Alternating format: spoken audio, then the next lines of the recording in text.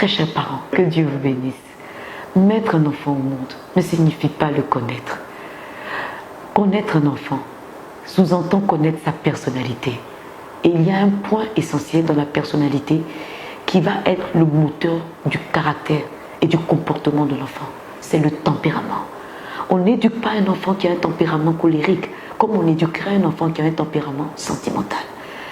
Très chers parents, vous avez le devoir de connaître les tempéraments de vos enfants pour savoir quels sont les outils que Dieu a mis à votre disposition pour les amener vers la réussite. C'est pour cela qu'il faut créer une plateforme de communication pour entendre vos enfants. Pour pouvoir connaître quelqu'un, il faut passer du temps avec lui, il faut l'écouter afin de mieux le connaître. Et je voudrais vous dire également que vous ne pouvez pas avoir confiance à quelqu'un que vous ne connaissez pas. Quand vos enfants naissent, ils ne vous connaissent pas. Comment voulez-vous qu'ils aient confiance en vous? Pour que vos enfants aient confiance en vous, il faut qu'ils vous connaissent. Il faut qu'ils vous aient pratiqué. Il faut qu'ils vous aient entendu. Il faut qu'ils puissent anticiper sur vos réactions. C'est pour cela qu'il faut créer ce cadre d'échange, ce cadre de communication. Chaque semaine, prenez du temps pour parler avec chacun de vos enfants, afin de les connaître et afin qu'eux vous connaissent. À travers ces échanges, vos enfants apprendront à avoir confiance en vous. De sorte qu'à ce que lorsqu'il y aura un événement traumatisant au sein de la famille ou en dehors de la famille, il n'y a aucune crainte à vous en parler. Vous, vous aurez les mots, vous aurez les conseils, vous aurez les réponses adaptées à transmettre à vos enfants afin que la peur ne les entraîne pas dans les addictions. L'entrée dans une addiction ne se fait pas toujours parce que l'enfant le veut, mais se fait parce qu'il y a un vide émotionnel créé par la peur.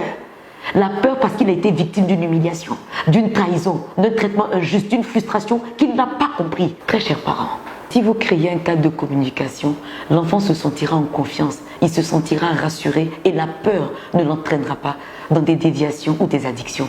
Sachez que rejeter une personne ou disqualifier une personne à cause de son mauvais comportement ou à cause d'une erreur révèle une seule chose, l'immaturité spirituelle de la personne qui l'a disqualifiée. Je voudrais donc interpeller les parents qui ont des enfants qui consomment de la drogue, qui ont des enfants qui sont addicts aux tontines de sexe, qui ont des enfants qui consomment de l'alcool. La première étape pour sauver vos enfants, c'est de ne pas les rejeter. Parce que quand vous les rejetez, vous révélez que vous n'avez pas les compétences, les qualifications pour les sauver. Tout comportement déviationniste révèle un mal-être, révèle une peur, révèle un déficit d'information qui doit être comblé. Si ce déficit d'information n'est pas comblé, vous créerez vous-même les conditions de la destruction de vos enfants. Comment vous rejetez vos enfants? C'est en refusant de les écouter. C'est en refusant de parler avec eux, mais de parler de choses qui les intéressent. N'imposez pas vos centres d'intérêt et vos sujets de communication à vos enfants. Vos enfants ont leur environnement et ils ont leur réalité.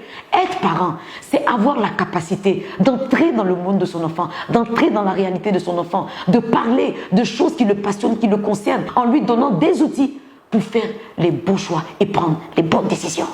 Très chers parents, aimez vos enfants en les écoutant, en communiquant avec eux.